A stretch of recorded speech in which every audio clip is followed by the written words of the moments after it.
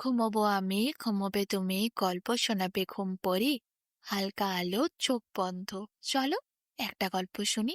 রাতের গল্প বাংলায়। আজকের গল্প সাহসী সেনাপতি। অনেকদিন আগের কথা। সে ছিল এক গরিব মানুষ। এত গরিব যে নিজের একমাত্র ছেলেকেও খেতে দিতে পারত না। কতদিন আর না খেয়ে অনাহারে দিন কাটাবে। এরপর ছেলে একদিন বাবাকে বলল, কিছু মনে করবে না তো বাবা, একটা কথা বলবো? ছেলেটির বাবা বলল, হ্যাঁ বল। ছেলেটি বলল, আমাদের সময় অনেক খারাপ যাচ্ছে। তোমার কাছে আমার মনে হচ্ছে আমি বোঝা হয়ে যাচ্ছি। তার চেয়ে তুমি যদি আমাকে অনুমতি দাও, আমি ভিন দেশে গিয়ে নিজের ভাত জোগাড় করার চেষ্টা করব। দেখবো রোজগারপাতি করতে পারি কিনা। সেটা করতে পারলে তোমারও খুব ভালো হবে। যদি 2 পয়সা আনতে পারি, তোমারও অনেক গর্ব হবে।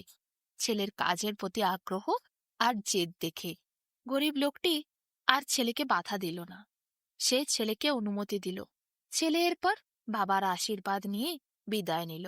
সেই সময় এক বিশাল সাম্রাজ্যের সম্রাট এক যুদ্ধে লিপ্ত ছিলেন।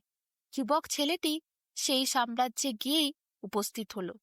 যুদ্ধের জন্য সৈনিক নেওয়া হচ্ছে দেখে সম্রাটের সৈন্যদলে সে নাম লেখালো। তারপর যুদ্ধের জন্য নিজেকে তৈরি করতে লাগলো। যুদ্ধক্ষেত্রে প্রস্তুতির সাথে সাথে যুদ্ধ শুরু হলো। ভীষণ যুদ্ধ হলো। যুদ্ধ শেষ পর্যায়ে যেই এলো, অমনি তুমুল লড়াই চলল আবার দুই পক্ষের মধ্যে। তারপর চারপাশের সব যোদ্ধারা অনেকেই তীরের আঘাতে মাটিতে পড়ে মারা গেল। এক সময় সেনাপতিও মারা গেল। যুবকটি দেখল সৈনিকরা মাটিতে লুটিয়ে পড়ে আছে, কতজনের মৃতদেহ। সেনাপতিও মারা গেছে। অন্য যারা বেঁচে আছে তারা যুদ্ধক্ষেত্র ছেড়ে পালাতে আরম্ভ করছে। নিশ্চিত পরাজয়। আর কয়েক মুহূর্তের মধ্যেই যুদ্ধ শেষ হতে চলেছে। তাদের পরাজয় হবে। যুবকটি কিন্তু ভয় পেল না। সে কিন্তু পালালো না। সে 2 কদম এগিয়ে আরো জোরে চিৎকার করে বলল, আমাদের দেশকে শত্রুর হাতে ধ্বংস হতে দিতে আমরা পারি না। ভীরু কাপুরুষের মতো পালিয়ে যেতে পারি না। না পালিয়ে সবাই ফিরে এসো। জীবন পণ করে যুদ্ধ করি। আমরা জিতবই। তার কথাতে কত সৈনিক আবার, যারা পিছিয়ে গিয়ে চলে যাচ্ছিল, ঘুরে এসে দাঁড়ালো তার পাশে। সব সৈন্যদের মধ্যে একটা আলাদা সাহসের সঞ্চার হলো। ভীম বেগে শত্রুদের ওপর সৈনিকরা ঝাঁপিয়ে পড়ল। শত্রুরা খড়কুটোর মতো উড়ে গেল। জয় হলো সেই যুবকটির সঙ্গে সৈনিকদের। জিতল সেই দেশের সম্রাট, যার কাছে ওই যুবকটি ছিল। সম্রাট তখন খুব খুশি হলেন। ওই যুবকের জন্যই এত বড় যুদ্ধ জিততে পেরেছে সৈনিকরা। সেই সময় যে সাহস সে দিয়েছে সকলকে, সেই সাহসের জন্যই এই জিত এসেছে। তাই সম্রাট তাকে ধন্যবাদের সাথে সাথে প্রচুর ধনসম্পদও দিলেন। যুবকটি খুব খুশি হল। সব সৈনিকরা বলল সম্রাটকে, এই হচ্ছে আমাদের সেনাপতি হওয়ার আসল যোগ্য মানুষ। সম্রাট তাই আগামী সেনাপতি নিযুক্ত করলেন ওই ছেলেকে। নতুন সেনাপতি হল যুবকটি। সম্রাটের একটি সুন্দরী মেয়ে ছিল। সে ভীষণ খামখেয়ালি। সে প্রতিজ্ঞা করেছিল কোনো রাজা বা জমিদারকে সে বিয়ে করবে না। আবার তাকে যে বিয়ে করবে, বিয়ের আগে প্রতিজ্ঞা করতে হবে রাজকন্যা যদি আগে মারা যায় তবে সে বিবাহিত স্ত্রীর সাথে একই সাথে মারা যাবে। মানে স্ত্রীর মৃত্যু হলেও জীবন্ত যদি পুরুষটি থাকে, জীবন্ত অবস্থাতেই তাকে স্ত্রীর সাথে মৃত্যুবরণ করতে হবে। রাজকন্যা সেই রকমই প্রতিজ্ঞা করে রেখেছিলেন। তার স্বামী কোনো মতেই দ্বিতীয় কোনো নারীকে ভালোবাসতে বা বিয়ে করতে পারবে না। স্ত্রীর মৃত্যুর সাথে সাথে স্বামীকেও মৃত্যুবরণ করতে হবে। এই রকম প্রতিজ্ঞা করা রাজকন্যাকে কোনো রাজাই বিয়ে করতে চাইবে না। কেউ চাইবে কি জীবন্ত অবস্থায় নিজের প্রাণের বলিদান দিতে? তাই রাজকন্যাকে বিয়ে করার জন্য সেরকম কোনো সাহসী পুরুষ বা রাজা কিংবা জমিদার কেউই এগিয়ে আসেনি। এদিকে সেই যুবকটি সম্রাটের সেনাপতি পদে নিযুক্ত হবার পর রাজপ্রাসাদেই থাকতে শুরু করলেন। দেখতে দেখতে কয়েকদিনের মধ্যে তিনি গোটা রাজপ্রাসাদের মধ্যে ভীষণ জনপ্রিয় হয়ে উঠলেন। নতুন সেনাপতিকে সবাই অনেক পছন্দ করতে শুরু করলো।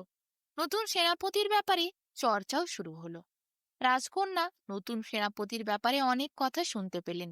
তার ইচ্ছে হলো একবার দেখবেন। একদিন রাজকন্যা লুকিয়ে লুকিয়ে সেনাপতিকে দেখতে গেলেন।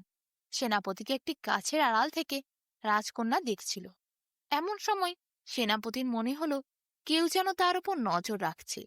সে গাছের দিকে এগিয়ে গেল।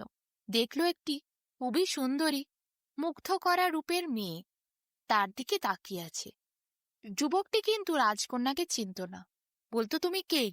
লুকিয়ে লুকিয়ে এখানে আমাকে দেখছো? রাজকন্যা বলল, আপনি কে?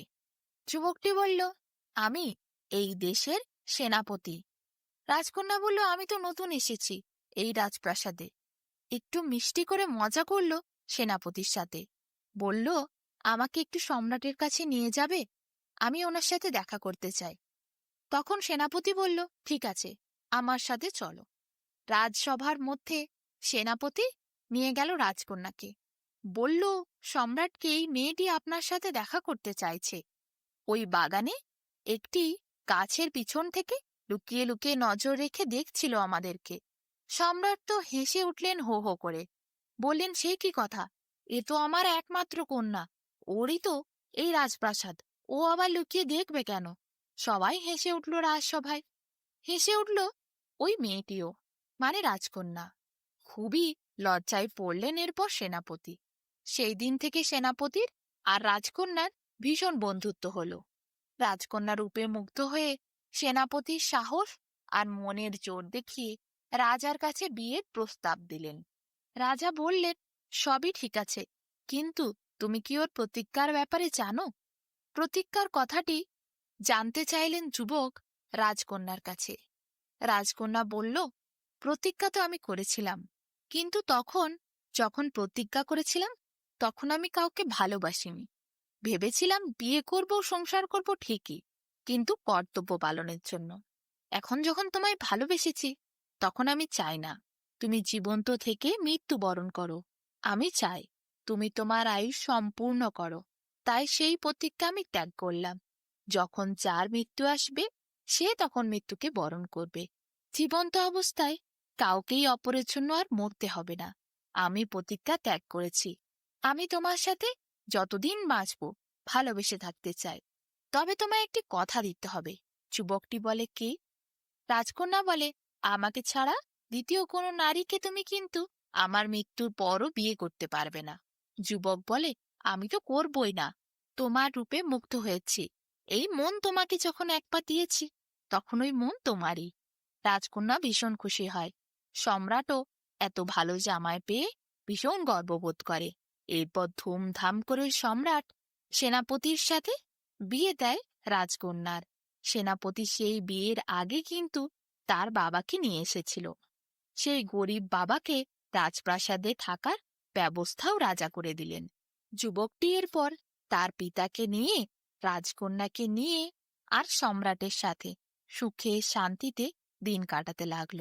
গরিব লোকটির রাজপ্রাসাদে থাকার সুযোগ পেয়ে সব দুঃখ কষ্টও চলে গেল। তার ছেলে যে এখন রাজ্যের সেনাপতি, তা নিয়ে তার ভীষণ গর্ব ছিল। অন্যদিকে সম্রাট, সেও ভীষণ খুশি। তার মেয়ে এবং সেনাপতিকে নিয়ে এরপর সুখে শান্তিতে রাজত্ব করতে লাগলো। তাদের জীবনে আনন্দ সুখে ভরে গেল।